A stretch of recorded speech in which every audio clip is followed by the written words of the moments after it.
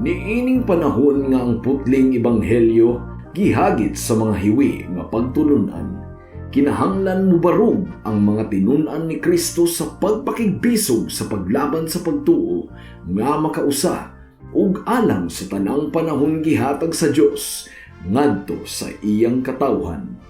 Maoy hinungdan nga namugna kining tulumanon ang putling ebanghelyo. 30 minutos nga pagsabwag sa tinuod nga ebanghelyo kauban ni Pastor Jeremias Hangad.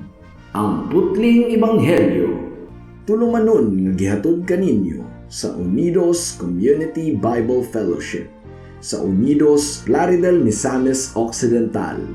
Ang putling ebanghelyo, ang putling ebanghelyo, ang putling ebanghelyo.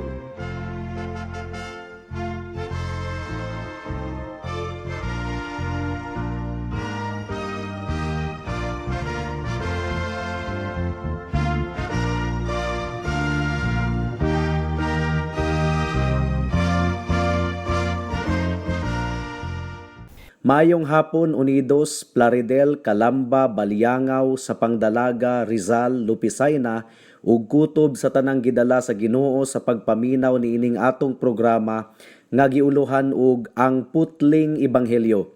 Sa makausapa kini ang inyong igsuon og higala sa kahanginan si Pastor Jeremias Lauri Hangad sa Unidos Community Bible Fellowship, dinuyugan sa iglesia nga nag-sponsor ni ining atong programa, ang Salitran Covenant Bible Church sa Barangay Salitran, Dakbayan sa Dasmariñas, Probinsya sa Cavite. Akong gipaabot ang akong pagpanimbaya sa akong lolo nga si Isabelo Lauri Sr. sa New Loc, Plaridel, sa akong mga maestro ug maestra ug mga kabatch 1997 sa Liberation Institute ug sa regular natong mga tigpaminaw sa Calamba Public Market. Ang atong teksto ning takna sa kahaponon makita sa mga Buhat Kapitulo 20, versikulo 17 hangtod sa 24. Ang giingon diri: samtang didto si Pablo sa Mileto, gipasuguan niya ang mga pangulo sa simbahan sa Efeso aron paghangyo kanila sa pagpakigkita kaniya. Sa pag-abot nila, miingon siya, nasayod kamo kung giunsa nako pagamit ang tibuok kong panahon samtang ako kauban pa kaninyo sukad sa unang adlaw sa pag-abot ko sa lalawigan sa Asya. Uban sa dakong pagpaubos ug mga luha, nag-alagad ako ingon nga sulugoon sa Ginoo bisan pa sa mga pagsulay nga midangat kanako gumikan sa mga daotang laraw sa mga Hudiyo. Nasayod kamo nga wala ako'y gihikaw bisan unsa nga makatabang kaninyo samtang nagwali ug nagtudlo ako kaninyo sa atubangan sa katawhan ug diha sa inyong mga puloy-anan. Giawhag ko ang mga Hudiyo ug ang dili mga Hudiyo sa paghinulsol ug sa pagbalik ngadto sa Dios ug sa pagtuo sa atong Ginoong Hesus.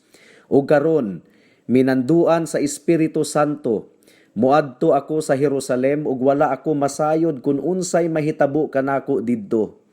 Ang nahibaluan ko lamang mao nga ako gipasidan-an sa Espiritu Santo nga sa matag syudad naghulat kanako ang bilangguan ug ang mga kasakit. Apan giisip ko ang akong kinabuhi nga walay bili, basta lamang matapos ko ang buluhaton nga gihatag sa Ginoong Hesus kanako, nga mao ang pagsangyaw sa maayong balita sa grasya sa Dios. May the Lord bless the reading and hearing of His Word. Samtang atua pa si Pablo sa Mileto, tungod kay ang barko nga ilang gisakyan, midunggo pa man didto og pipila ka mga adlaw, iyang gipatawag ang tanang mga pastors sa Efeso alang sa usa ka espesyal nga meeting. Mo kini giingon sa atong teksto. Mga 20 hangtod sa 30 kamilya ang gilayon sa Mileto gikan sa Efeso. Apan tungod kay wala nay higayon pa si Pablo nga mobisita sa Efeso, nahuna-hunaan niya nga mas labing maayo kung magpatawag na lang siya og meeting ug fellowship kauban sa mga pastors sa Efeso aron makahatag siya dugang pang mga sugyot ug instruction kung unsaon sa pag-alima ug pag-amuma ang mga karnero ni Kristo nga ilalom sa ilang pag-atiman. Ug ang mga gipamulong ni Pablo niini nga bahin sa Buhat Kapitulo 20 mga kahigalaan, giila sa mga estudyante sa Biblia, ingon nga pinakamalumo, pinakatamis ug pinakahanas sa pamaba sa tanan niyang mga wali nga atong mabasa sa Biblia. Gidescribe niini nga diskurso ang matang sa pagkinabuhi ni Pablo didto sa Efeso. Gipakita usab niini ang kahangawa ni Pablo alang sa ilang kaayuhan. Gipahimangnuan usab sila ni Pablo o giekspresar usab niya ang bugtong tumong sa iyang kinabuhi nga magkinabuhi alang sa kahimayaan sa Dios ug ang iyang gilauman nga makasinati pagayod siya og mga paglutos. Ug labaw sa tanan, kadto nga diskurso ni Pablo mga kahigalaan, usa ka mainiton kaayo nga panamilit kanila. Walay makabasa niini nga panghitabo nga dili makumbinsi nga kadto nga mga pulong ni Pablo gikan gayod sa iyang kasing-kasing nga puno sa gugma ug kaayo ug nga ang tumong niya sa tanan niyang gipangbuhat mao ang kahimayaan lamang sa Dios bisan pag mag-atubang siya og mga peligro ug mga kakuyaw ug kamatayon. Adunay tulo ka bahin ang atong pamalandong ning takna sa kahaponon. Una, ang bukas nga kinabuhi sa usa ka magbubuhat sa Dios. Ikaduha, ang dili mabali nga mensahe sa usa ka tinuod nga magbubuhat sa Dios. Ug ikatulo, ang mapainubsanon nga pag-surrender sa usa ka magbubuhat sa Dios. Mudangat na kita sa unang punto, ang bukas nga kinabuhi sa usa ka magbubuhat sa Dios. Atong basahon ang bersikulo 18 ug 19. Ang giingon diri, sa pag-abot nila miingon siya, nasayod kamo kung giunsa nako paggamit ang tibuok kong panahon, samtang ako uban pa kaninyo sukad sa unang adlaw sa pag-abot ko sa lalawigan sa Asya. Uban sa dakong pagpaubos ug mga luha, nag-alagad ako ingon nga sulugoon sa Ginoo bisan pa sa mga pagsulay nga midangat kanako gumikan sa mga daotang laraw sa mga Hudiyo. So atong makita diri mga kahigalaan nga walay pagpakaaron ingnon si Pablo sa tanan niyang gipangbuhat. Ang tanan niyang mga nilihukan, sinultihan, ug mga pamaagi nasayran gayud sa tanan, dayag kaayo sa tanan, wala matago. Ug walay mabutang-butang ang bisan kinsa mahitungod kaniya. Tungod kay consistent kaayo si Pablo sa iyang kinabuhi. Sukad pa niadtong una pa siyang mitunob sa iyang mga tiil didto sa Asya. Kauban niya ang mga leaders ug mga kaigsuonan didto kanunay, nga nangalagad sa Ginoo sa dakong pagpaubos, dili susama sa uban nga nangalagad kunuhay sa Ginoo, apan ang kasing-kasing gidominahan og kasina o garbuso nga motibo, sumala sa iyang gipasabot sa Filipos Kapitulo 1, bersikulo 12 hangtod sa 18. Ug matod pa sa atong teksto mga kahigalaan, ang pagpangalagad ni Pablo sa Ginoo, giubanan og mga luha ug mga pagsulay pinaagi sa mga pagpanghulga ug daotang laraw sa mga Hudiyo. So kini nga kamatuoran, klaro kaayong nagpalong sa mini nga doktrina nga ang mga sulugoon kuno sa Ginoo gawas non gikan sa mga kalisod ug makasinati kuno kanunay ug kalipay tungod kay kauban kuno nila ang Dios. Uso kaayo kini karon kining health and wealth gospel. Apan dili ka na tinuod mga kahigalaan kung atong tun-an ang kinabuhi ni Pablo ug ang kinabuhi sa tanang mga sulugoon sa Dios nga nahasulat sa Biblia. Silang tanan nakasinati og nagkalain-laing mga pagsulay ug mga paglutos. Apan ang grasya sa Dios kanunayng igo na gayod alang kanila sa tanang sitwasyon.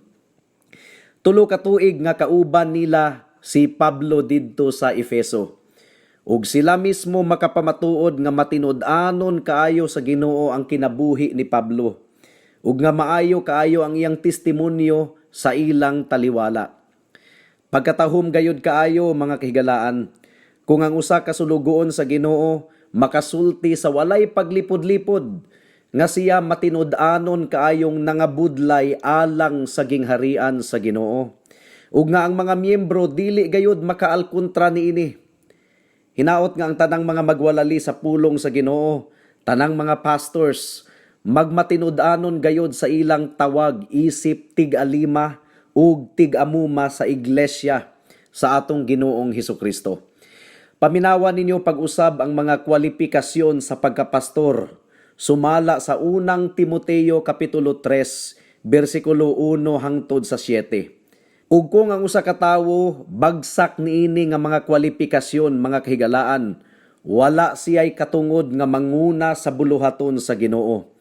Unang Timoteo Kapitulo 3, versikulo 1 hangtod sa 7, ang giingon dire, matinud-anon ang pulong, kung ang bisan kinsa naninguha nga mahimong pangulo sa iglesia, nangandoy siya og maayong buluhaton.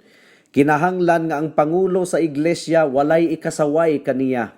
Bana sa usa lamang ka asawa, mapinugnanon sa kaugalingon, ligdong og panghunahuna, katahuran sa katilingban, maabi-abihon og mga bisita, dili palaaway, ug dili mahigugmaon sa kwarta. Kinahanglang maantigo siyang nagadumala sa iyang kaugalingong panimalay, ug nagadisiplina sa iyang mga anak, ug nga sila nagasunod kaniya nga adunay hingpit nga pagtamod. Tungod kay kung ang usa ka tawo dili maantigong mudumala sa iyang kaugalingong panimalay, unsaon man niya sa pagdumala ang iglesia sa Dios? Dili usab siya bag-ong nakabig, kay basin og magpasigarbo siya ug mahulog sa paghukom sa yawa. Gawas pa niini, kinahanglan nga aduna siya'y maayong testimonyo sa mga tagagawas, kay basin og mahulog siya sa kaulawon ug litag sa yawa. Ug daghan kaayong mga pastor kunuhay nga bagsak gayod niini nga kwalifikasyon mga kahigalaan. Ang mga anak badlungon, dili siya kabadlong sa iyang mga anak, dili siya kabadlong sa iyang asawa. Ug gubot kayo ang iyang panimalay. Bagsak sa kwalifikasyon sa pagkapastor ug palaaway pod, mahilig makiglalis sa mga tawo. Hinaot nga ang tanang mga nanguna sa buluhaton sa Ginoo magmatngon gayod sa matang sa ilang kinabuhi aron dili sila mabagsak sa kwalifikasyon sa usa ka pastor. Atong iampo mga kaigsuunan, ang atong mga pastor nga sila kanunay magkinabuhi sumala sa kwalifikasyon nga gilarawan sa balaang kasulatan. Ug magampo kita kanunay nga magtuboy pa ang Dios og dugang pang mga pastor nga muatiman sa iyang mga panon. Ug dili lang ang mga pastor, kundili magampo usab kita nga ang matag usa kanato kanunay magsalikway sa mga sala nga dali rang makalitag kanato. Ug mudagan kita sa lumba sa Kristohanong kinabuhi nga adunay pagka mainantuson sa mga hagit ug kabug-aton nga giandam sa Dios aron atong masinatian. Mudangat na kita sa ikaduhang punto. Ang dili mabali nga mensahe sa usa ka tinuod nga magbubuhat sa Dios. Atong basahon ang bersikulo 20. Ang giingon diri, nasayod kamo nga wala ako'y gihikaw bisan unsa nga makatabang kaninyo, samtang nagwali ug nagtudlo ako kaninyo sa atubangan sa katawhan ug diha sa inyong mga puloy-anan.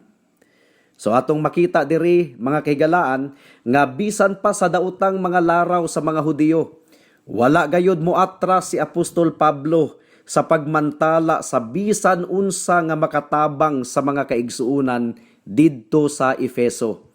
Bisan pag nakapasuko pa sa mga Hudiyo ang mensahe ni Pablo nga nakasentro kang Hesukristo. Nagtudlo gihapon siya sa mga magtutuo didto sa Efeso sa publikong mga dapit ug nagwali usab siya sa matag balay. Hinaot nga hatagan usab sa Dios ang iyang iglesia ug susama nga kadasig sa atong kapanahunan karon. Kinahanglang ang mga pastor, mga kaigsuunan, maantigong muhukom kung unsa ang makatabang sa mga katawhan nga nahiilalom sa iyang pag-atiman. Kinahanglang ang tumong mao ang pagtudlo kung unsa gayod ang makatabang ug makalig-on kanila. Adunay mga pastor nga naara og pamulitika ug pahimuot sa mga miyembro, mao nga mahadlok nga makasamad sa ilang mga pagbati sa iyang mga wali.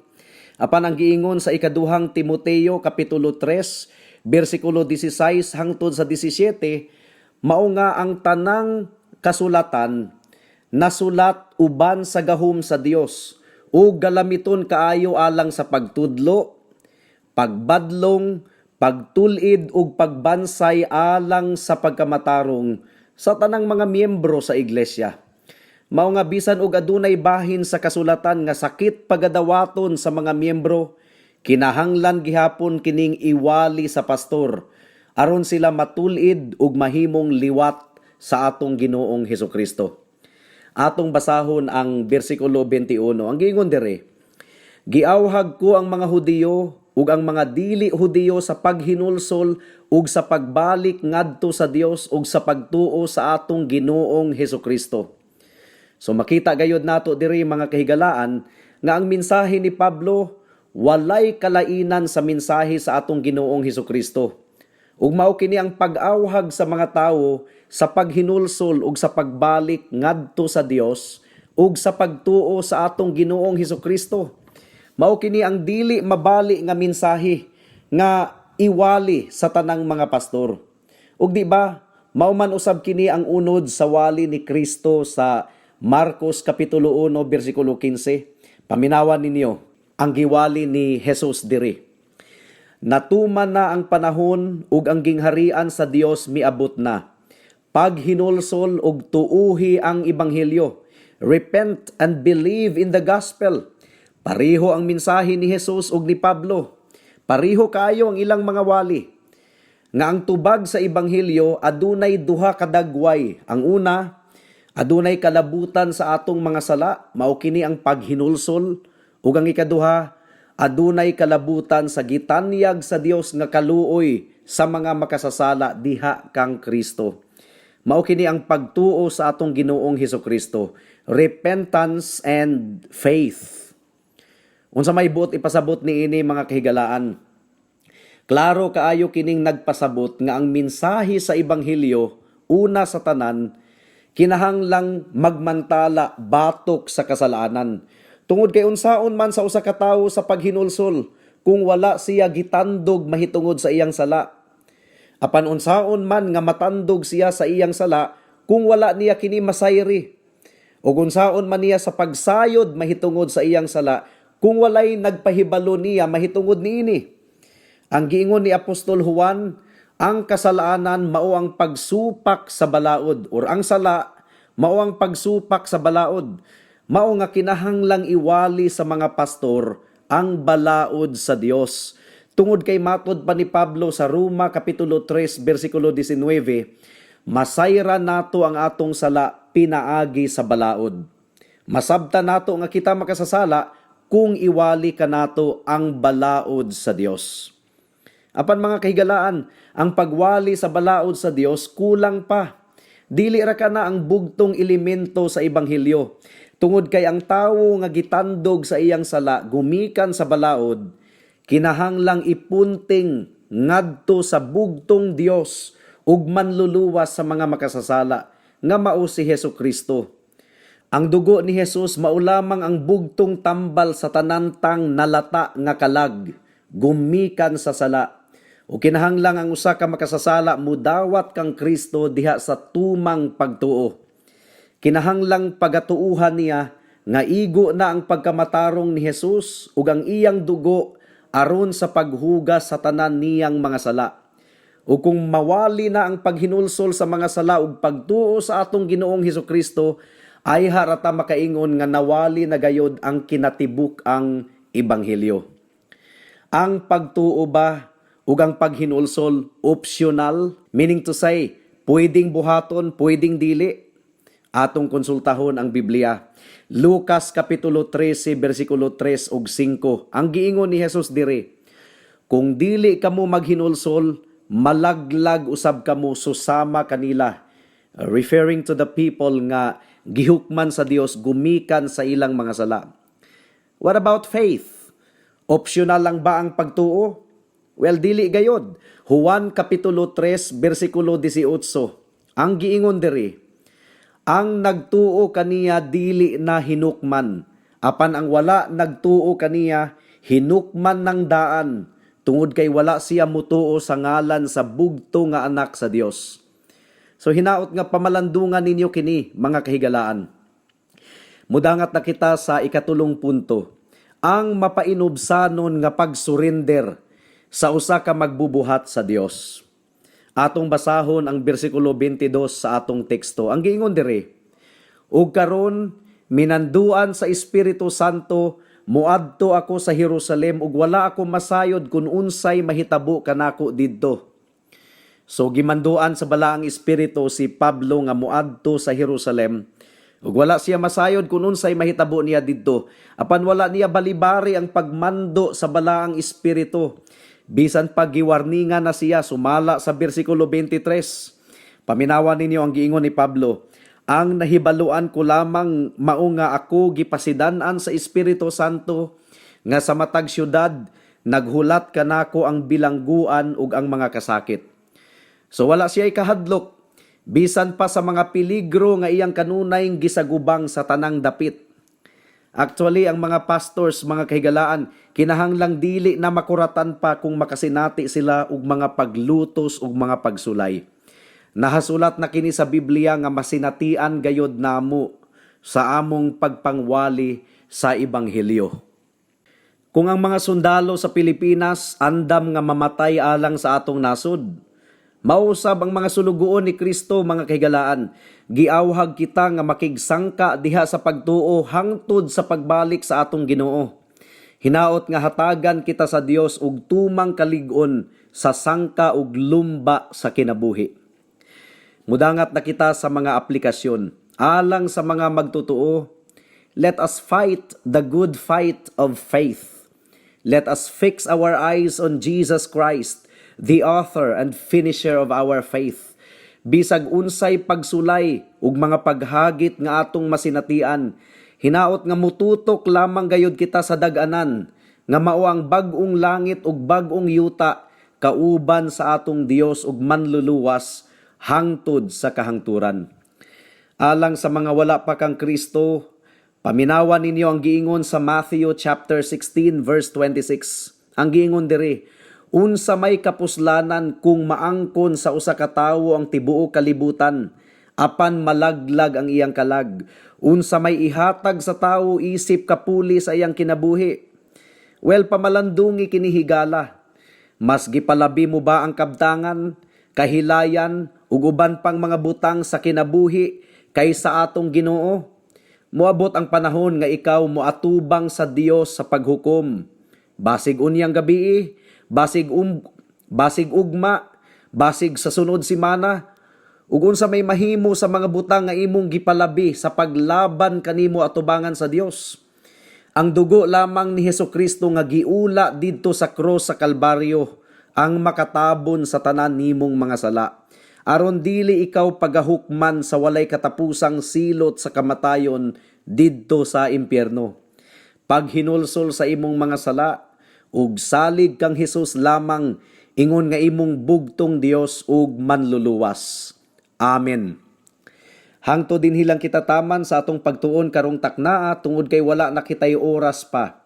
Sa makausapa, giimbitar ko kamo sa pagtambong sa atong panimbahon ugmang adlaw, adlawng Domingo, adlaw nga igpapahulay alas 2 sa hapon sa panimalay ni Winstro ug ni Conchita hangad sa Unidos. Daghang salamat.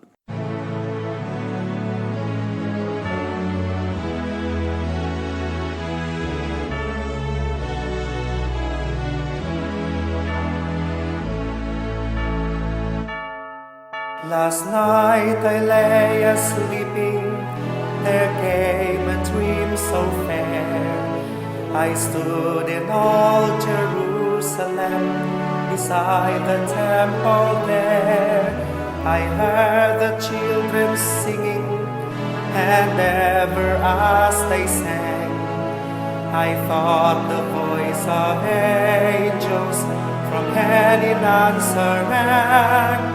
I thought the voice of angels from heaven answering. Jerusalem, Jerusalem, lift up your gates and sing. Hosanna in the highest. Hosanna to your King.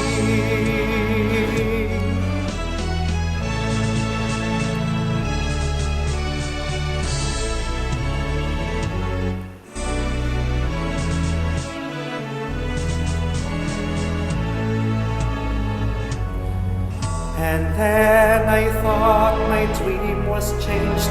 The streets no longer rang. Hushed were the glad hosannas. The little children sang. The sun grew dark with mystery. The morn was cold and chill, as the shadow of the cross arose upon a lonely hill. As the shadow of the cross arose upon a lonely hill. Jerusalem, Jerusalem, hark how the angels sing. Hosanna in the highest. Hosanna to your King.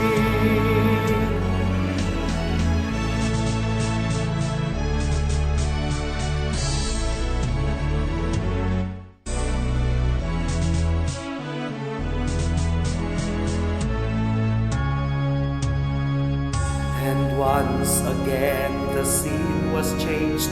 New earth there seemed to be.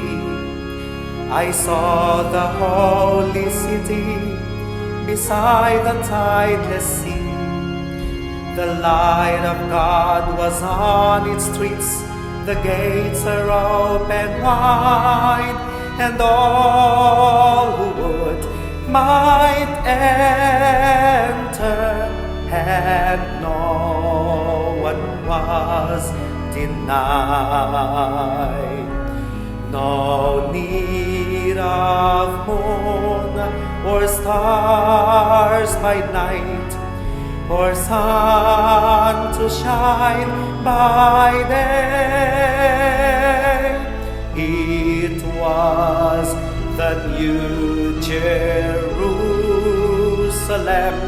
that would not pass away. It was the new Jerusalem that would not pass away. Jerusalem, Jerusalem,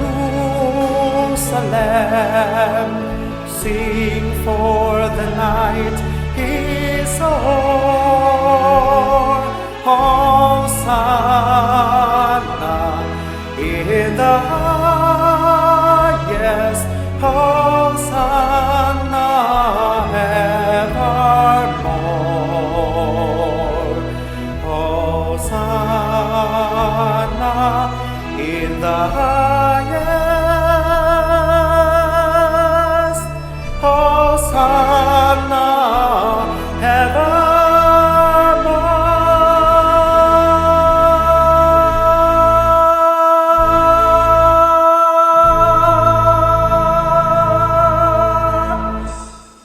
Alang sa dugang nga mga pangutana, mahimong mo text kang Pastor Jeremias hangad sa 0935-744-3030.